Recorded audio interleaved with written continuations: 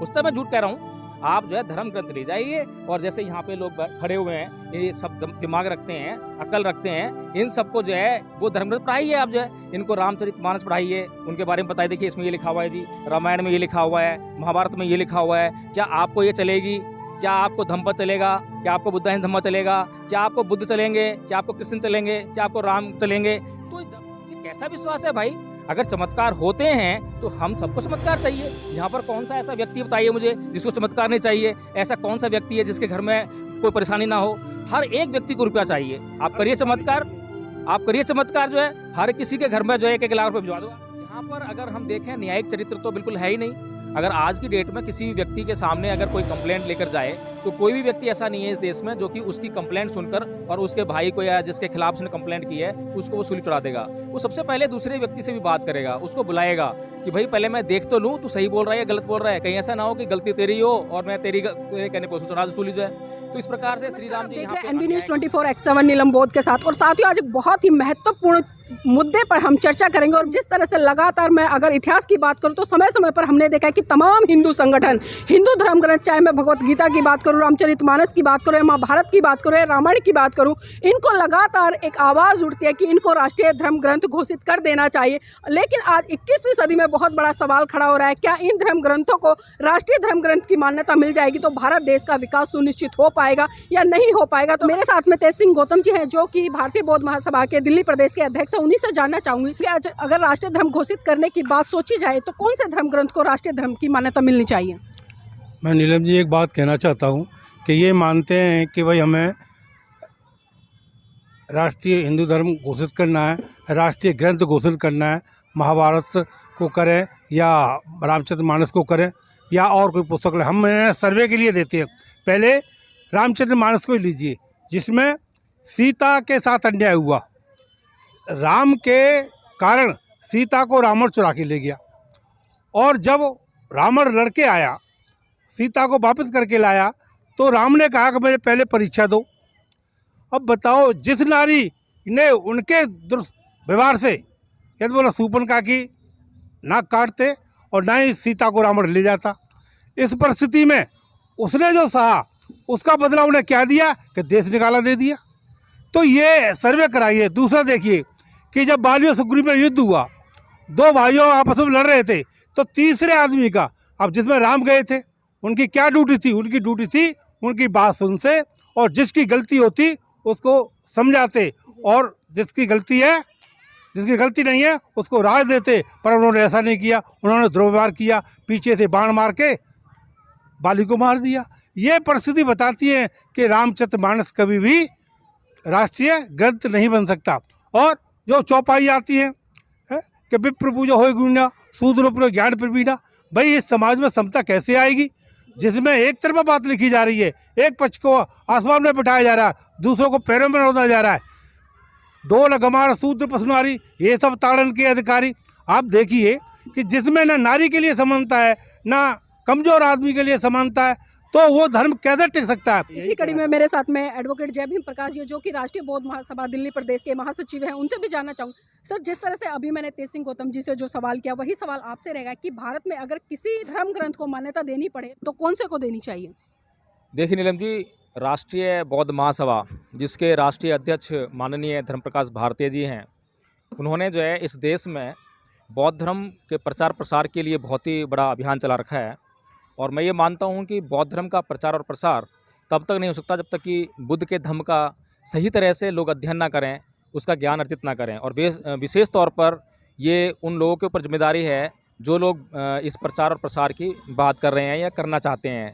तो नीलम जी, अगर बात जो आपने कही है तो इस पर जो है अगर मैं हिंदू धर्म ग्रंथों की बात करूं, रामायण की बात करूं, महाभारत की बात करूं, गीता की बात करूं, तो इसके बारे में बहुत अधिक चर्चा हो चुकी है। और पूरे देश में जो है नाना प्रकार के विद्वानों ने, बहुत बड़े बड़े विद्वानों ने इन धर्म ग्रंथों पर अनेकों बार आपत्तियां उठाई हैं। अभी बिहार के शिक्षा मंत्री जी ने जिस प्रकार से रामचरितमानस पर आपत्ति उठाई है कि ढोल पशु गवार शूद्र और नारी ये सगल ताड़ना के अधिकारी, ये जो मतलब उन्होंने बताई चौपाई।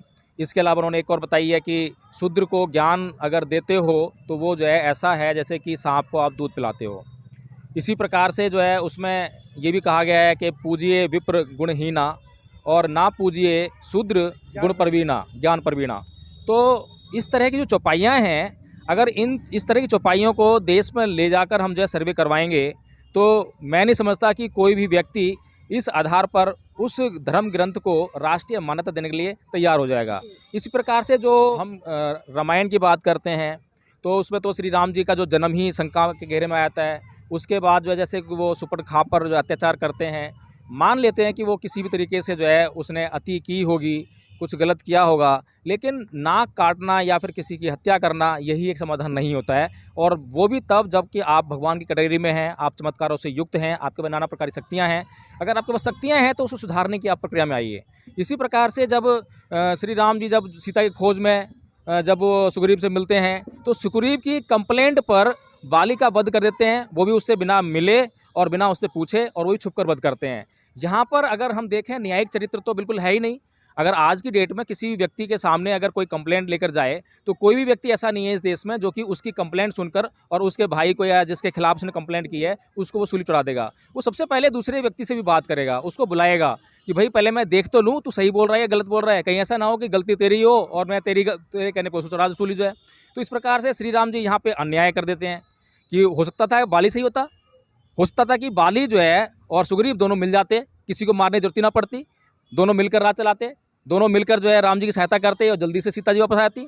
इसी प्रकार से जो है हम पूरा कैरेक्टर जब देखते हैं, जब सीता जी को जीत भी लेते हैं रावण से, तो सीता जी जब वापस आती हैं तो उनको अग्नि परीक्षा के लिए बोलते हैं।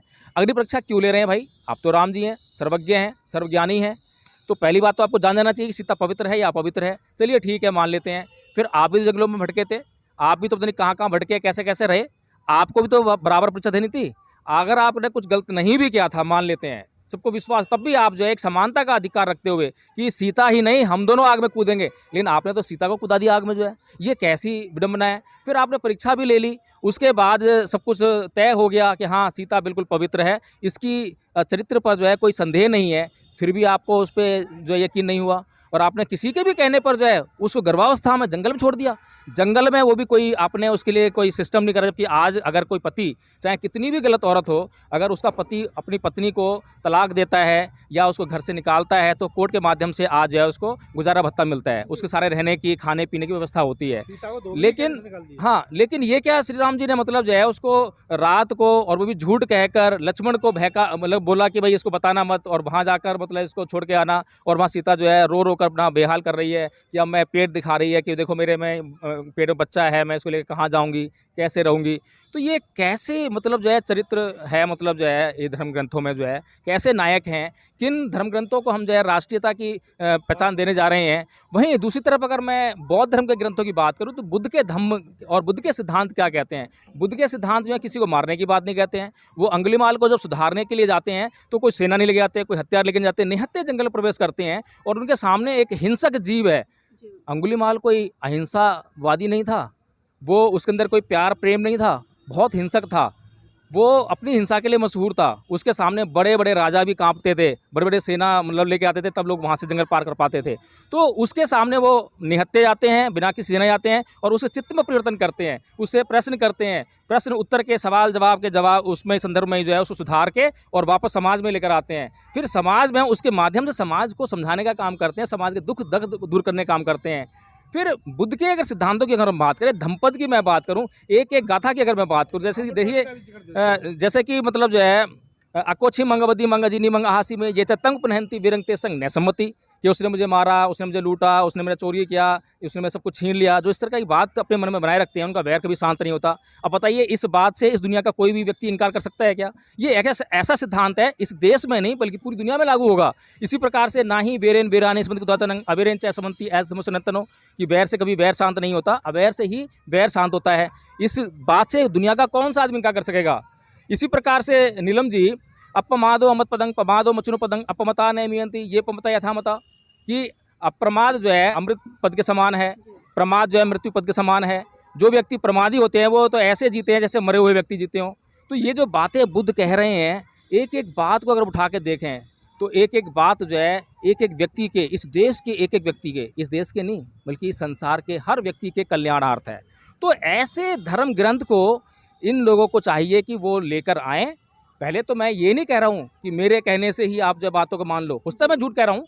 आप जो है धर्म ग्रंथ ले जाइए और जैसे यहाँ पे लोग खड़े हुए हैं, ये सब दिमाग रखते हैं, अकल रखते हैं, इन सबको जो है वो धर्म ग्रंथ पढ़ाइए। आप जो है इनको रामचरितमानस पढ़ाइए, उनके बारे में बताइए, देखिए इसमें ये लिखा हुआ है जी, रामायण में ये लिखा हुआ है, महाभारत में ये लिखा हुआ है, क्या आपको ये चलेगी? क्या आपको धम्म चलेगा? क्या आपको बुद्धाइन धम्म चलेगा? क्या आपको बुद्ध चलेंगे? क्या आपको कृष्ण चलेंगे? क्या आपको राम चलेंगे?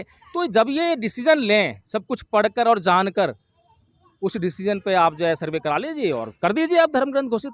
हम कब मना कर रहे हैं, लेकिन डिसीजन जो है एक सर्वे होना चाहिए और सर्वे से पहले उसका अध्ययन होना चाहिए। ऐसा नहीं कि आप जो किसी की बस भावनाएं, क्योंकि इस देश की भावनाएं बहुत जल्दी आवत आती हैं इस देश के लोगों की, और कुछ लोगों की भावनाएं गोबर खाने के लिए कहती हैं, गौमूत्र पीने के लिए कहती हैं। तो ऐसे लोगों का तो कुछ नहीं किया जा सकता, जो कि हर बात में जो है धार्मिक भावनाओं का हवाला देते हुए पता नहीं क्या से क्या काम कर जाते हैं। आज बागेश्वर धाम में जो हो रहा है कि चमत्कार करके दिखा रहे हैं, लोगों को बेवकूफ़ बना रहे हैं, और उसके बाद जो ये भी बेशर्माई से कह रहे हैं ये तो सनातनी परंपरा है, ये तो सनातन धर्म का मतलब जो है वो विश्वास है। ये तो जो है ये कैसा विश्वास है भाई? अगर चमत्कार होते हैं तो हम सबको चमत्कार चाहिए। यहाँ पर कौन सा ऐसा व्यक्ति बताइए मुझे जिसको चमत्कार नहीं चाहिए? ऐसा कौन सा व्यक्ति है जिसके घर में कोई परेशानी ना हो? हर एक व्यक्ति को रुपया चाहिए। आप करिए चमत्कार, आप करिए चमत्कार, जो है हर किसी के घर में जो है 1-1 लाख रुपये भिजवा दो। आज जो है हम चलते हैं सभी चमत्कार के पीछे, जो है हम करेंगे पूजा, जो है हम कब मना कर रहे हैं। हर किसी व्यक्ति को रोजगार चाहिए, हर किसी व्यक्ति को जो है बड़े बड़े आलीशान महल चाहिए, गाड़ियाँ चाहिए, हवाई जहाज में घूमना चाहिए। ये इनमें से कौन सा व्यक्ति इनकार करेगा? अगर कोई राम कृष्ण या कोई भी व्यक्ति, चाहे बागेश्वर धाम हो, अगर ये चमत्कार कर सकता है तो हम तो खुशी खुशी जो है उस चमत्कार को, उस चमत्कार के देवता को, उस ईश्वर को नमस्कार करने के लिए तैयार हैं, नमन करने के लिए तैयार हैं, पूजा करने के लिए तैयार हैं। लेकिन वो चमत्कार हो तो सही, हम कब ना कर रहे हैं? हम तो चाहते हैं कि ऐसी कोई शक्ति हो, जो परमात्मा हो, जो इस देश में न्याय करे, इस देश के लोग जो भूख से मर रहे हैं उनको भूख से ना मरने दे, उनको खाना दे, जो लोग जो है बेरोजगार घूम रहे हैं उनको बेरोजगारी से मुक्त कराए। तो नीलम जी, इस प्रकार से जो है मैं तो ये चाहता हूँ कि हाँ, इस देश में सर्वे होना चाहिए, और जो सर्वे होगा तो वही तय करेगा, और जो सर्वे का तरीका यही होना चाहिए, साइंटिफिक होना चाहिए, उल जुल सर्वे नहीं होना चाहिए, भावनाओं के आधार पर सर्वे नहीं होना चाहिए। जी, बहुत बहुत धन्यवाद सर आज की इस चर्चा में जुड़ने के लिए। और साथियों, जिस तरह से मैंने दोनों साथियों से बात किया और एक बहुत ही अच्छा और महत्वपूर्ण निर्णय यहाँ पर निकल कर आया है, जो कि आप सबने सुना है, तो सोचना आपको है कि आपको किस दिशा में जाना है। और वास्तविकता में जो आज मांग उठ रही है कि जो हिंदू धर्म ग्रंथ है उनको राष्ट्रीय धर्म ग्रंथ का दर्जा मिलना चाहिए, तो ये सवाल आप पर भी छोड़कर जा रहे हैं। आप भी मंथन कीजिएगा, सोचिएगा क्या ऐसा हो तो क्या होगा।